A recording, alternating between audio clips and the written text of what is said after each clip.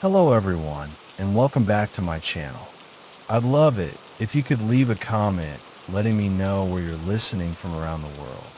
Also, don't forget to like and subscribe if you're enjoying this video. Story 1. I used to love the silence after a show. There's a certain stillness in an empty arena, long after the crowd has left and the lights have dimmed. The ring sits there, alone under the last glow of the work lights, the ropes swaying just a little as if the ghosts of the night's battles still linger. Some guys hated it, said it gave them the creeps. I liked it, but not that night.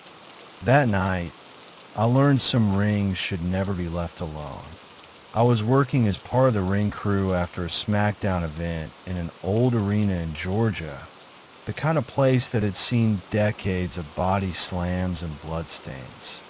The kind of place where the walls whispered if you listen hard enough. Most of the guys had already packed up and left, eager to get back to their hotels or hit the bars. I stayed behind to finish up, rolling the last section of the mat. That's when I saw something move just beyond the barricades. A shadow, low to the ground. My first thought was a rat. Big ones love places like this. But when I flicked my flashlight toward it, the beam caught something else entirely. A man.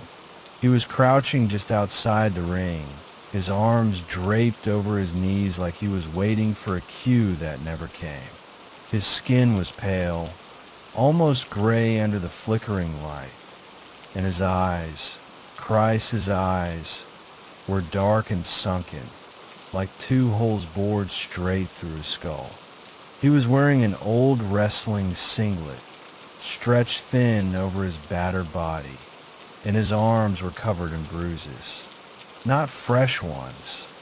These were old, deep, like blood had settled there long ago and never left. I knew that face. I knew in the way you recognize something from a bad dream. Familiar, but not quite right. The shape of his jaw, the slope of his brow. It was Chris Canyon, but Canyon was dead, had been for years. My stomach dropped and my grip on the mat tightened. The logical part of my brain fought for control. Maybe it was some crazy fan who had snuck in, someone playing a sick joke. Maybe I was just tired. Then he moved, not like a person, not like anything that had weight or mass. He just shifted, flickering like bad reception on an old TV. I blinked, and he was gone, just vanished. The silence in the arena grew thick, pressing in on me like a weight. My breath came shallow, and I forced myself to shake it off. Just my imagination. Had to be. I was overtired, running on caffeine and fumes. Maybe the dim lights were playing tricks on me. I turned back to my work, pushing the encounter to the back of my mind. I'd roll up the mat, grab my bag, and get the hell out. Then I heard it. A voice from under the ring. A rasping whisper, like air being forced through broken glass. They forgot about me. They forgot. I went ice cold. The hair on my arm stood up, my skin prickling like it knew something my mind refused to accept. My feet felt like lead, like if I turned and ran, something would reach out from the shadows and pull me down under the ring with it. I couldn't move, couldn't breathe. Then the ropes creaked. The sound of pressure, of weight, like someone was climbing into the ring. I didn't look. I couldn't. I grabbed my stuff and bolted, my boots slamming against the floor as I sprinted through the empty arena, my heart hammering in my chest. I didn't stop until I was outside, gasping for air under the cold night sky. I never told anyone what happened that night. Not my crew, not my friends. I didn't want to be that guy, the one who thought he saw ghosts in a wrestling ring. But a few weeks later, I overheard two veteran stagehands talking about this very arena, about how years ago, back when WCW was still around, a wrestler had a breakdown here. He'd wrestled his last dark match in this building. They found him dead in his apartment soon after. I didn't ask who they were talking about. I didn't need to. I already knew. Since that night, I refused to be near a WWE ring alone, because sometimes the ones who gave everything to the ring never really leave. Story 2. I used to work security for WWE events. Not the fun, flashy part, the boring, thankless side of things. Making sure drunk fans didn't jump the barricades, keeping an eye on VIP entrances, stopping autograph hunters from sneaking into areas they weren't supposed to be in. It wasn't glamorous, but it paid the bills. The one perk of the job was getting to see the inner workings of WWE up close. The locker rooms, the tunnels under the arenas, the places where legends walked. Most of the time, these places were nothing special, just old rooms with the smell of sweat and cheap cologne hanging in the air. But sometimes things didn't feel right. One night, after a live event in Chicago, I was finishing my rounds when I stepped into the locker room. It was supposed to be empty. The wrestlers had cleared out an hour ago, and the crew was already packing up the stage. But someone was standing in the corner. He was facing the lockers, his back turned to me. Tall, muscular, broad shoulders stretching beneath an old-school wrestling robe, the kind you'd see in black and white photos. The fabric looked wrong, faded, stiff, like it had been left out in the rain for decades.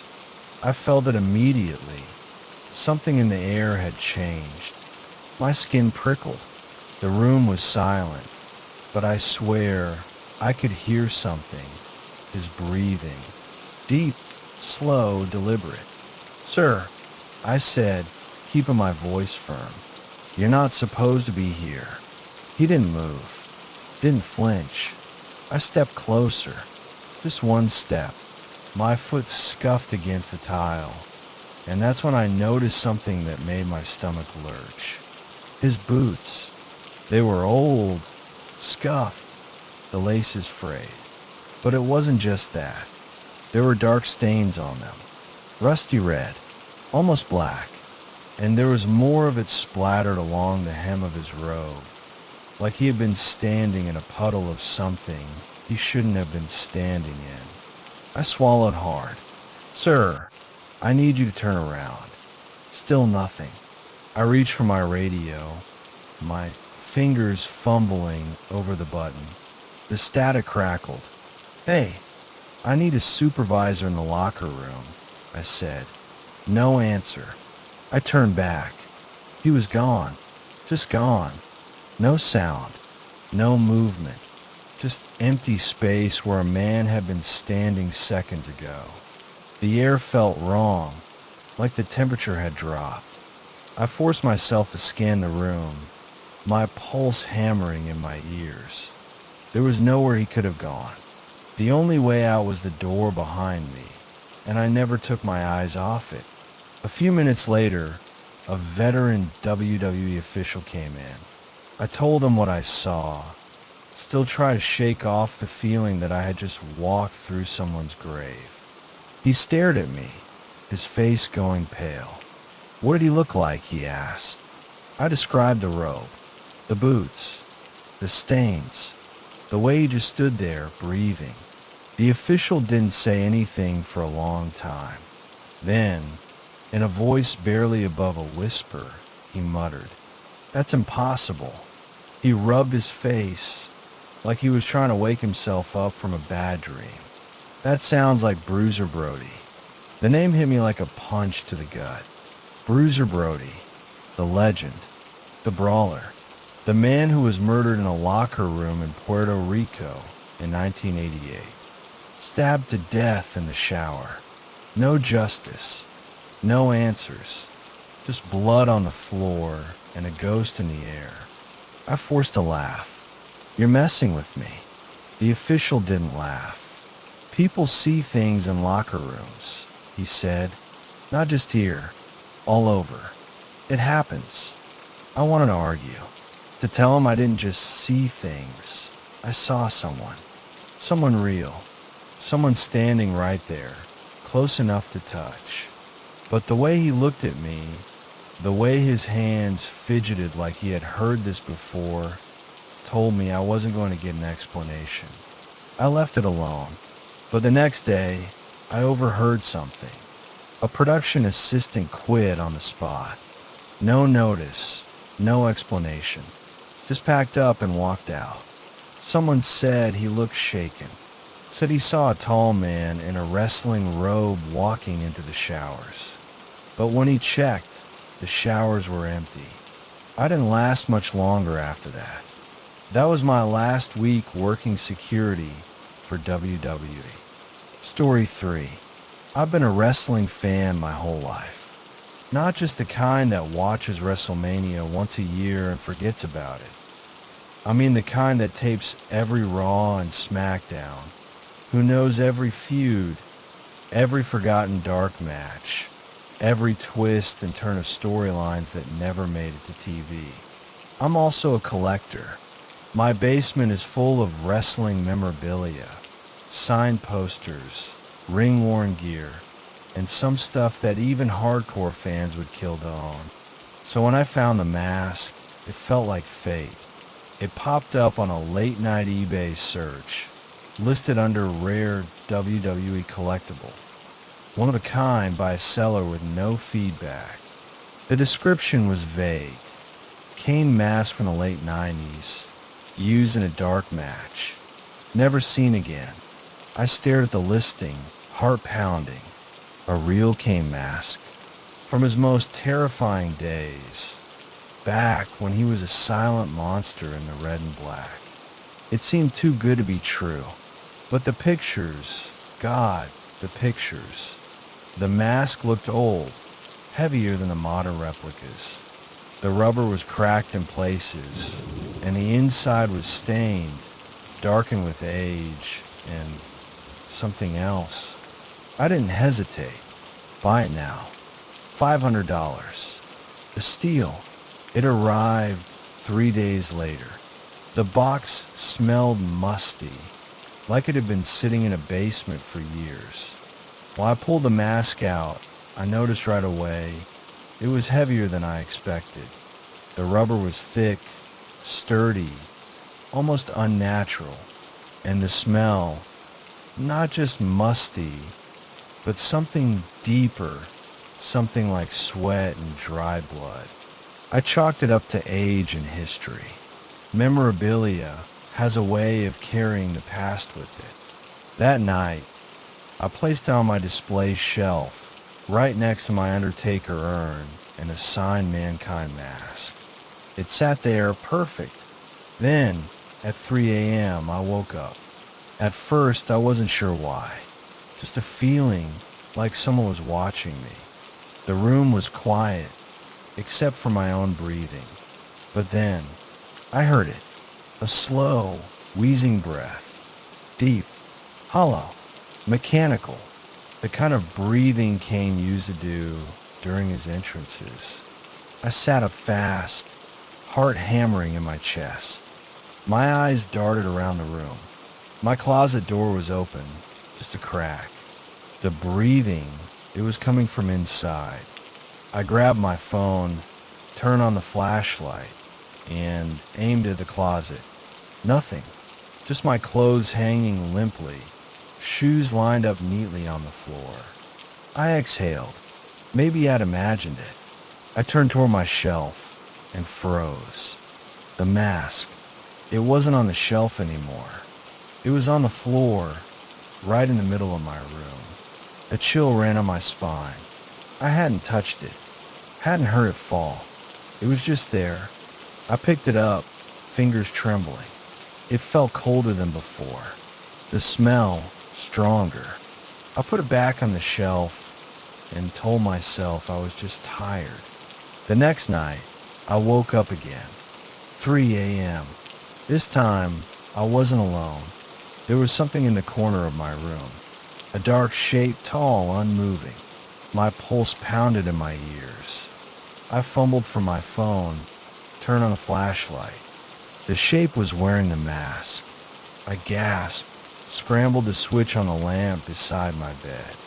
The moment the light flooded the room, it was gone, just vanished.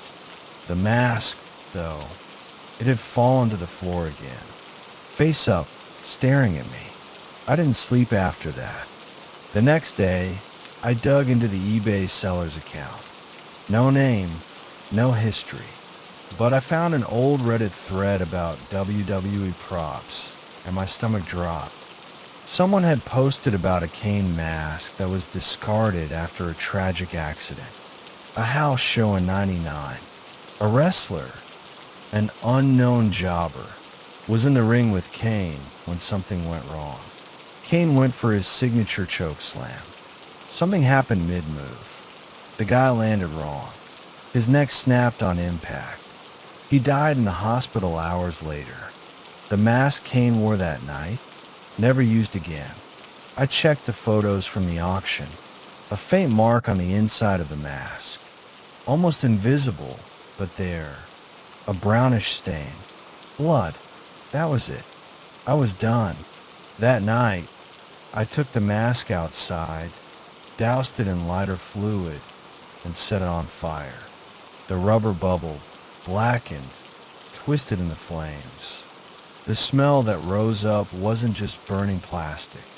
It was something worse. I stayed up, watching it burn until nothing remained but ash. I told myself it was over, that I destroyed whatever was inside it. But sometimes, late at night, when everything is quiet, I still hear the breathing.